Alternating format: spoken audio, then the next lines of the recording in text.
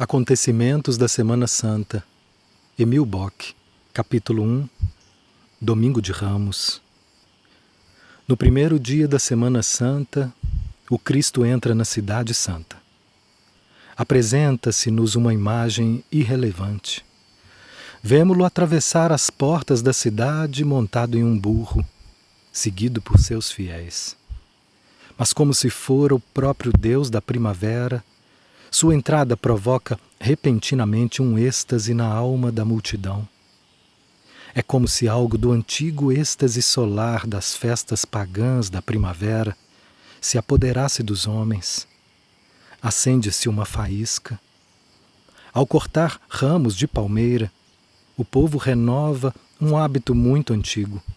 Volta-se às festividades em honra ao sol no início da primavera, comuns entre os povos pré-cristãos. Pois a palmeira sempre foi considerada a árvore e o símbolo do sol natural, que no céu primaveril desenvolve uma força tão nova. O povo enfeita o caminho com símbolos solares. Será ele, talvez realmente, o alto amigo e senhor do sol, anunciado aos homens como o Rei da Luz? Deverá ser quebrado o encanto do significado espiritual original da cidade de Jerusalém, que abrigava na montanha de Sião um dos mais antigos templos do sol, antes que o templo de Salomão na montanha da lua superasse tudo em importância.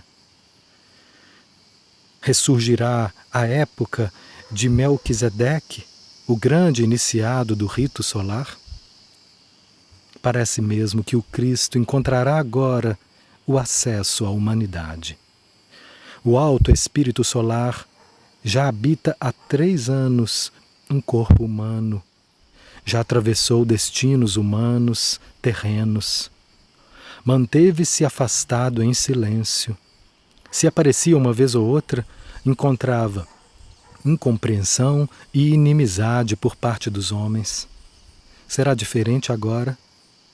Será que o destino levará agora diretamente a uma grande salvação em meio a jubiloso êxtase? Não. Estamos no início da mais séria semana da história da humanidade.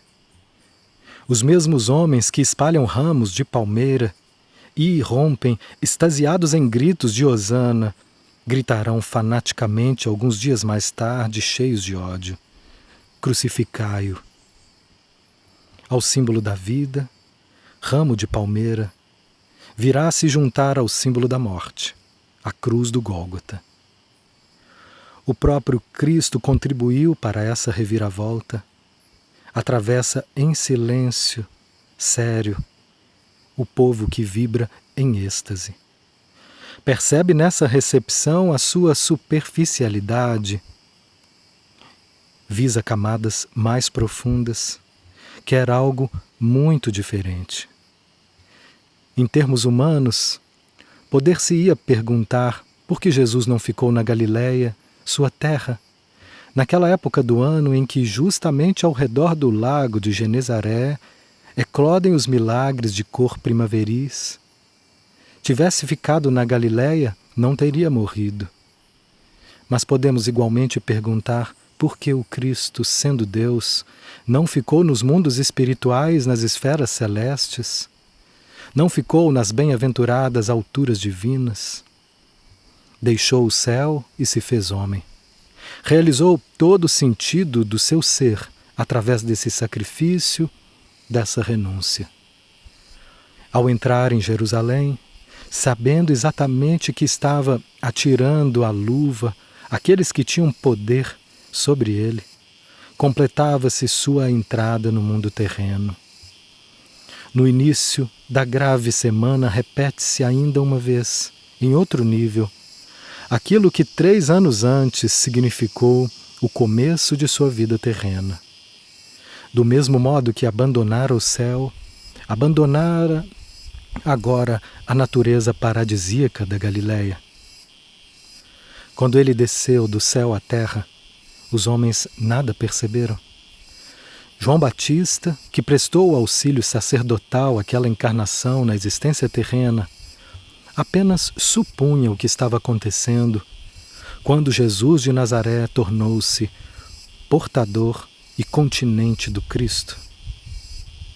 Mas através do homem o fato foi percebido. Ressoou a palavra: esse é meu filho amado. Agora, no domingo de Ramos, nessa hora misteriosa, festivamente excitada, os homens o perceberam. A palavra que naquela ocasião ressoara apenas das alturas espirituais corresponde agora o hosana dos homens extasiados.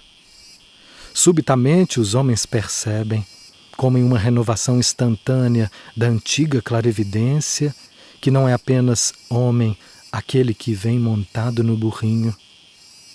É como se a alma do povo se precipitasse para perceber o brilho irradiante, a aura solar que emana de Jesus de Nazaré. O ser divino do Cristo teve que se reter durante 3 anos, pois se não fizesse teria violentado os homens com sua força divina.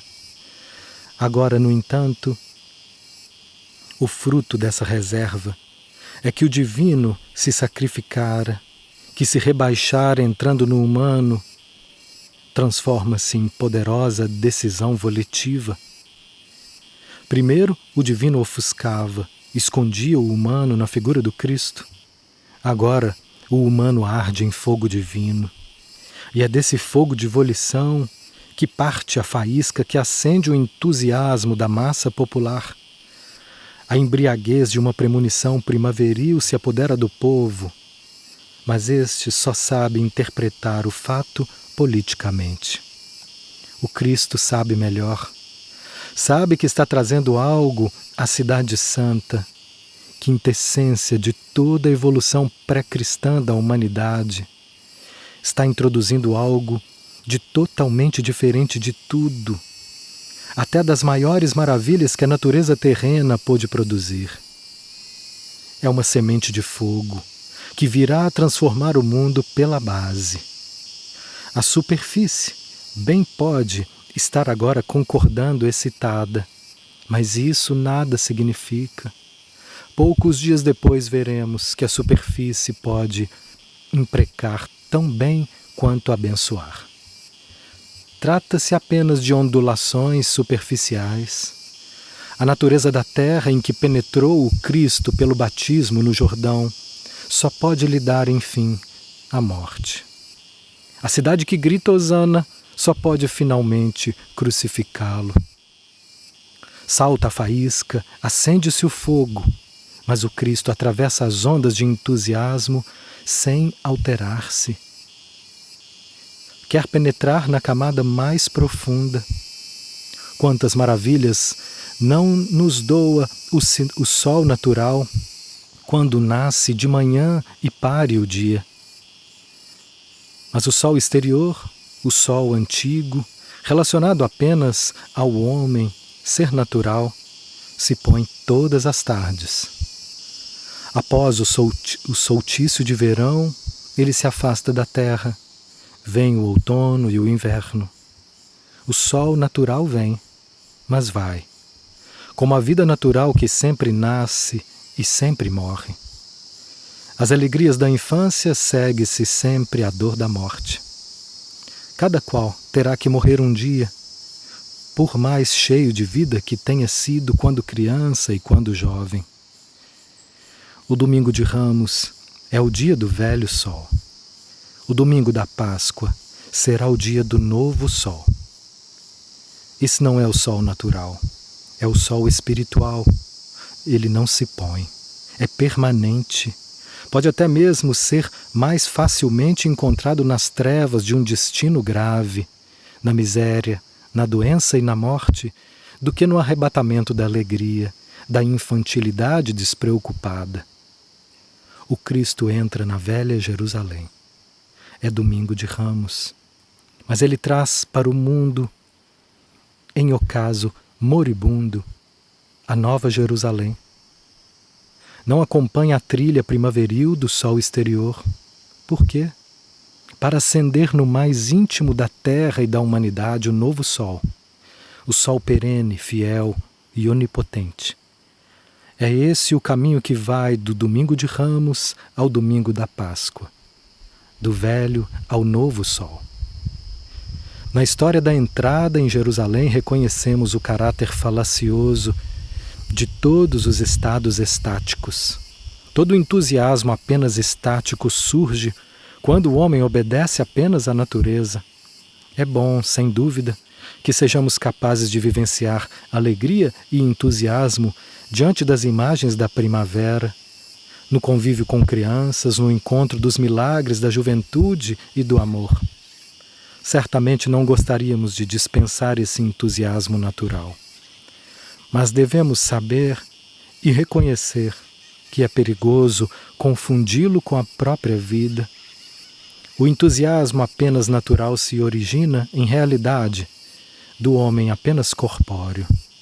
Só em momentos ocasionais se ergue à altura do espírito o verdadeiro entusiasmo, que persiste no hosana e não se transforma em crucificaio, não se forma de baixo para cima, mas de cima para baixo. Nasce quando o espiritual se enraiza no ser humano, quando a faísca divina se realiza e se encarna na terra.